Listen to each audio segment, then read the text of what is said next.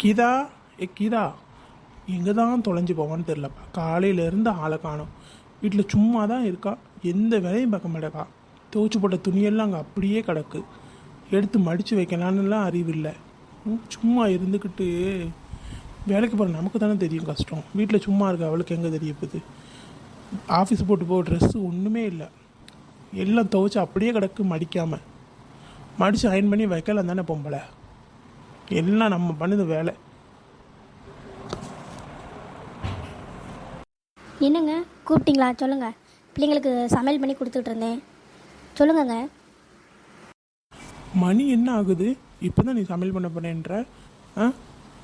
என்ன நினச்சிக்கிட்டு இருக்க மனசில்? காலையிலே நேரத்தோடு எந்திரிச்சு சமையல் பண்ணிவிட்டு அப்புறம் தூங்க வேண்டியதானே. வீட்டில் சும்மா தானே இருக்க.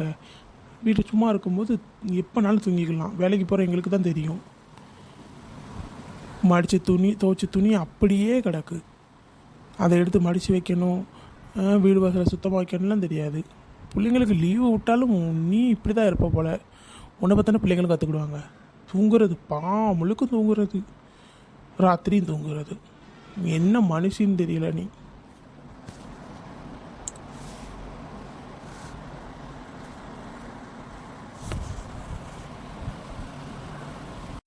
இல்லைங்க, சமையல்லாம் அப்ளை பண்ணிட்டேன். இப்போ பிள்ளைங்களுக்கு சாப்பாடு கொடுத்துக்கிட்டு இருந்தேன். துணி டெய்லி துவைக்கிறதுனால மடிக்கிறதுக்கு நேரம் இல்லைங்க. நான் மடித்து அயன் பண்ணி மடித்து வச்சுருந்தேங்க.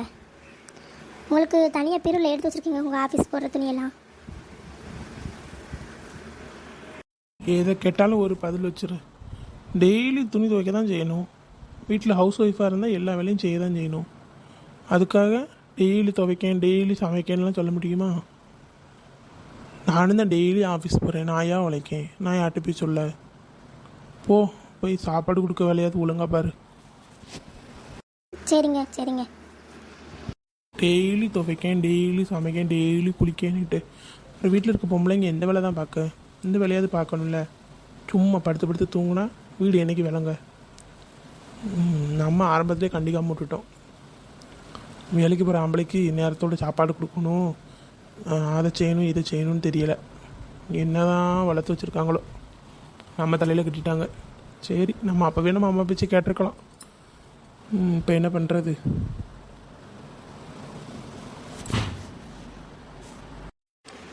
எல்லா வேலை சண்டே எதுவுமா நம்ம கோச்சிங் கிளாஸ் எதுவும் போகலை. இன்றைக்கி எல்லா ப்ரோக்ராமையும் மிஸ் பண்ணியிருப்போம். நல்ல நல்ல ப்ரோக்ராமாக போடுறாங்களே. சரி, அம்மாக்கிட்ட ஒரு டீயாவது கேட்போம். அம்மா அம்மா அம்மா ஒரு டீமா. ஒரு 5 நிமிஷம் இருமா, அம்மா போட்டு கொண்டு வரேன். 5 நிமிஷம் எவ்வளோ நேரம் வெயிட் பண்ணுறது? சும்மா தானே இருக்காங்க வீட்டில், ஒரு டீ கூட போட்டு தர மாட்டாங்க. சி அம்மா, டிவியை விட்டு தள்ளுங்கம்மா, மறைச்சிக்கிட்டு இருக்கீங்க. ஃபுல் டிவியை நீங்களே மறைச்சிக்கிட்டு நிற்கீங்க, கொஞ்சம் தள்ளி நில்லுங்க. அம்மா ரொம்ப நாள் கழிச்சு டிவி பார்க்குறேன்னு அதான். சரி சாரிம்மா, இந்த டீ குடி. என்னம்மா நீங்கள் உங்ககிட்ட டீ கேட்டால் காஃபி கொண்டு வந்திருக்கேன். எனக்கு காஃபி குடிக்க மாட்டேன்னு உங்களுக்கு தெரியும் இல்லை, அப்புறம் ஏம்மா அப்படி பண்ணுறீங்க? இல்லைம்மா, டீ தூள் காலி ஆயிடுச்சு, அப்பா வாங்கிட்டு வர சொல்லியிருக்கேன். அப்பா வாங்கிட்டு வருவாங்க சாயந்தரம். சரி, இப்போ தான் அட்ஜஸ்ட் பண்ணி குடியேன். என்னம்மா பண்ணுறீங்க வீட்டில்? நீங்கள் சும்மா தானம்மா இருக்கீங்க, இந்த கடையில் போய் வாங்கிட்டு வர வேண்டியதானம்மா.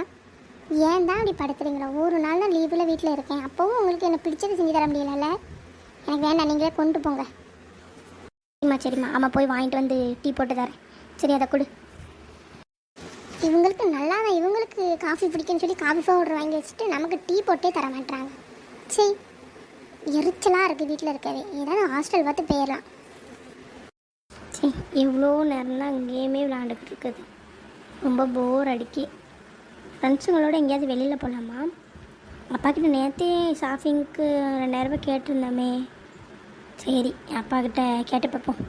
அம்மாக்கிட்ட கொடுத்துட்டு போனாலும் போயிருப்பாங்க. சரி, நம்ம ஃப்ரெண்ட்ஸ்க்கெலாம் ஃபோன் பண்ணி சொல்லுவோம்.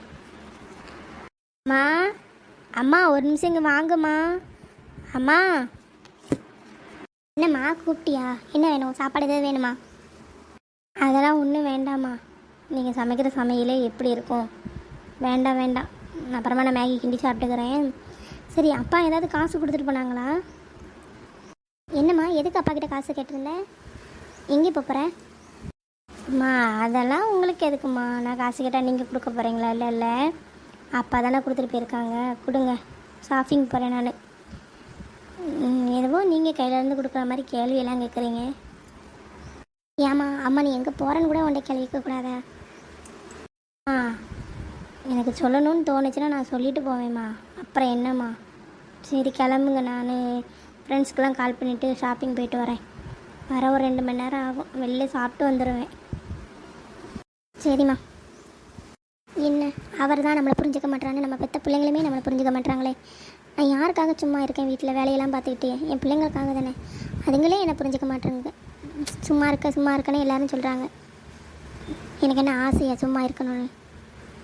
ஒரு நாள் நான் இல்லைன்னா தெரியும் எல்லாருக்கும். என்ன பண்ணுறது? பெற்றதும் சரியில்லை, வந்து கட்டினதும் சரியில்லை. என் தலையெழுத்து.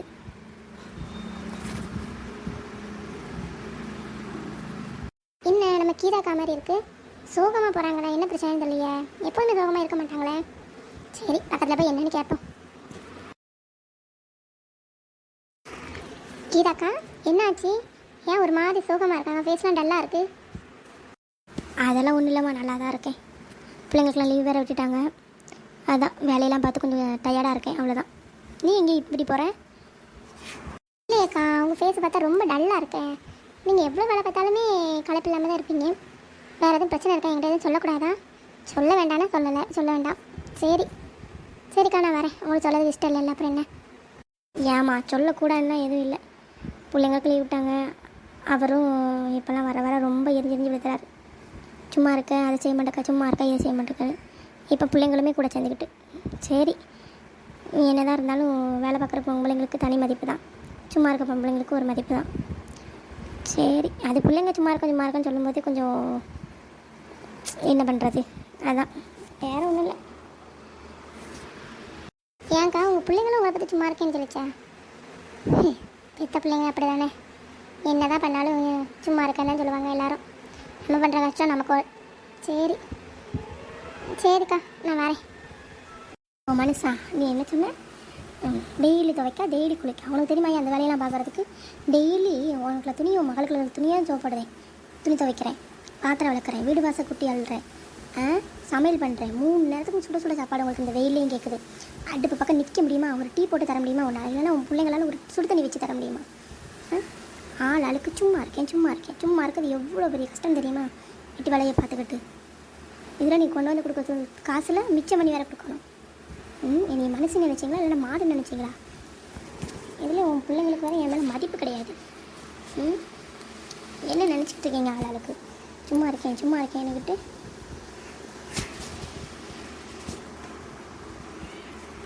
இதில் மகாராணி டிவி பார்த்துக்கிட்டு, செல்ஃபோன் பார்த்துக்கிட்டு, புக்கையும் திறந்து வச்சுக்கிட்டு உட்காந்து டிவி பார்த்துட்டு என்னைய வேலையாக வராங்க.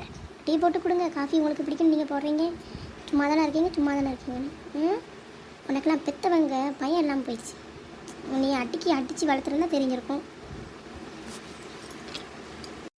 சாரிம்மா தெரியாமல் சொல்லிட்டேம்மா, அடிச்சிடாதம்மா ப்ளீஸ்மா. நீங்கள் அன்னைக்கே உன்னைய மறந்து ஊற்றி கொன்று இருக்கணும். நம்ம பெற்ற பிள்ளையன்னு பார்த்தது இப்போ எனக்கு வந்து இதாக நிற்கி. நீ காசு ஒன்றால தான் நான் என் வேலையை விட்டு நின்னேன் பிள்ளைங்களை பார்த்துக்கணுமே. நீ இப்போ என்ன எடுத்து கேள்வி கேட்க அவங்க அப்பா கூட சேர்ந்துட்டு ஷாப்பிங் போகிற. இன்னும் உனக்கு வயசு என்னாச்சு? நீ ஷாப்பிங் போகிறாது 2000 ரூபாய் கொண்டுட்டு 2000 ரூபாய் நான் ஒரு மாதம் வீட்டு செலவு நடத்திடுவேன். நான் அப்படி இருக்கும்போது உங்களுக்கு இப்படியெல்லாம் சொகுசு கேட்குறேன். பெற்றவன்னு ஒரு மதிப்பு இல்லாமல் உங்ககிட்ட ஏன் சொல்லணும்? நீங்களாம் காசு தரீங்கன்னு கேட்குறேன். ஒரு நாள் நான் இல்லைன்னா தெரியும் உனக்கும் உன் அக்காளுக்கும் உங்கள் அப்பாவுக்கும். என்னையும் எங்கள் வீட்டில் அப்படி தான் அன்பாக வளர்த்தாங்க, பாசமாக வளர்த்தாங்க. திருத்தி கேள்வி கேட்கிங்கன்னு அக்காள் தங்கச்சியும் ஒரு வாரம் போட்டுட்டு போய் இருந்தோம்னா தெரியும். இப்படியெல்லாம் வீட்டில் உள்ளவங்ககிட்ட பேசி சண்டை போடணுன்னு தான் ஆசை மக்களே. ஆனால் என்ன பண்ணுறது, நம்ம அம்மா ஆகிட்டோம், ஒரு வீட்டோட மருமகள் ஆகிட்டோம், ஒருத்தருக்கு மனைவி ஆகிட்டோம். நம்ம வந்து கொஞ்சம் அட்ஜஸ்ட் பண்ணி தான் ஆகணும். அதனால் இப்படியெல்லாம் பேசுகிறது சும்மா ஒரு என்டர்டெயின்மெண்ட்டுக்கு தான். வேணால் பாருங்கள் பிடிச்சிருந்தா. இப்படி பேசணும்னு எல்லா ஹவுஸ் ஒய்ஃப்க்கும் ஆசை தான். என்ன பண்ணுறது, அப்படியெல்லாம் பேசினா குடும்பம் பிரிஞ்சிடும். சும்மா ட்ரை பண்ணியிருக்கேன், வேணால் பாருங்கள். ஹாய் மக்களே, இன்றைக்கி உங்களுக்கு வீடியோ பிடிச்சிருக்குன்னு நினைக்கிறேன். ஹவுஸ் ஒய்ஃபாக இருக்கிறது அவ்வளவு ஈஸியெல்லாம் இல்லை மக்களே, கொஞ்சம் புரிஞ்சுக்கோங்க. உங்கள் வீட்டில் இருக்க அம்மா, அக்கா, தங்கச்சி எல்லாருமே கஷ்டப்பட்டு தான் வேலை பார்க்குறாங்க. சும்மா இருந்து அவங்க எதுவுமே பண்ணலை. சும்மா இருந்தாங்கன்னா உங்களுக்கு சாப்பாடு துணி மற்ற பொருளெல்லாம் எப்படி மக்களே வரும்? அவங்களும் கஷ்டப்படுறாங்க, அது புரிஞ்சுக்கோங்க. நீங்கள் ஹவுஸ் ஒய்ஃப்னா ஹவுஸ் ஒய்ஃப் தானே அப்படிலாம் அர்த்தம் இல்லை. ஒர்க் போகிறவங்கன்னா ஒர்க் போகிறாங்களா அப்படின்னு நினைக்கணும்னு அவசியம் இல்லை. சரிங்களா? எல்லாருமே வேலை பார்க்குறாங்க. வீட்டில் அம்மா வேலை பார்க்காம எதுவுமே நமக்கும் கிடைக்காது. ஆஃபீஸ் போகிறவங்களும் வீட்டில் வேலை பார்த்துட்டு தான் ஆஃபீஸ் போகிறாங்க. முதல்ல அம்மாவுக்கு பொண்டாட்டிக்கு ரெஸ்பான்ஸ் பண்ணுங்கள். அவங்களுக்கு கொடுக்க வேண்டிய மரியாதையை கொடுங்க. அவங்கள எதுவும் தாங்கணும்னு அவசியம் இல்லை. தங்கத்தட்டில் வச்சு அவங்கள தாங்கலாம்னு சொல்ல மாட்டாங்க. அவங்களுக்கான மரியாதையை அவங்களுக்கு கொடுத்தா போதும். நீங்கள் உங்களுக்கு புரிஞ்சிருக்குன்னு நினைக்கிறேன். ஃப்ரெண்ட்ஸ், ஆம்பளைங்கன்னா வசதி, பொம்பளைங்கன்னா தாழ்வுனா எதுவுமே கிடையாது. 2 பேருமே ஒரே சமந்தான். வீட்டில் பொண்டாட்டிக்கு ஹெல்ப் பண்ணுங்கள், அம்மாவுக்கு ஹெல்ப் பண்ணுங்கள். அவங்களுக்கு ஹெல்ப் பண்ணுறதுனால எந்த இதுவுமே நமக்கு குறைஞ்சிட வரல. ஈகோவை விட்டு கொடுங்க. அவங்களும் நம்மளை மாதிரி மனுஷங்க தான், அவங்களுக்கும் வலிக்கும். எந்த விஷயத்தையுமே அவங்கக்கிட்ட ரொம்ப ஹார்ஷாக பேசாதீங்க. பேசுகிற வார்த்தையும் யோசித்து பேசுங்க.